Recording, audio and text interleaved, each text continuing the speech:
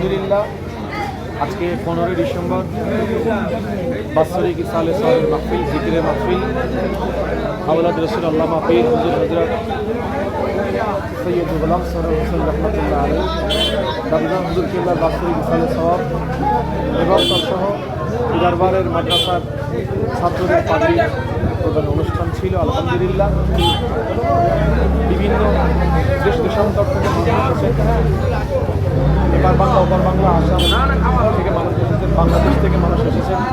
আজকের দরবার শরীফে ঐতিহ্যবাহী ইসালে সাওয়াবে অনেক মানুষের সমাগম হয়েছে। আলহামদুলিল্লাহ মুজাদ্দিদুজ্জামান দাদা হুজুর পীর রহমতুল্লাহ আলাইহির মাসলাক অনুযায়ী আজকের এই মাহফিল পরিচালিত হয়েছে।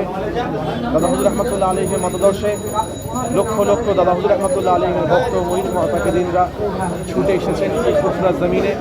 আমার দাদা হুজুর পীর রহমতুল্লাহ আলাইহির মুহাব্বতে ভালোবাসায় হুজুরকে অনেক ছাত্ররা এসেছেন, হুজুরে অনেক ভক্ত মুরিদরাও এসেছেন আজকের এই মাহফিলে।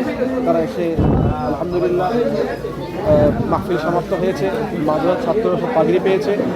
ফুরফুরা শরীফের স্বনামধন্য সম্মানিত পীর সাহেব এবং পীরজাদা হুজুর উপস্থিত ছিলেন এবং এই দরবার শরীফের এই আওলাদে হুসাইন বুখারী রহমতুল্লাহ আলাইহি এই সৈয়দিয়া দরবারের সব সমস্ত পীর সাহেব এবং পীরজাদা উপস্থিত ছিলেন। আলহামদুলিল্লাহ।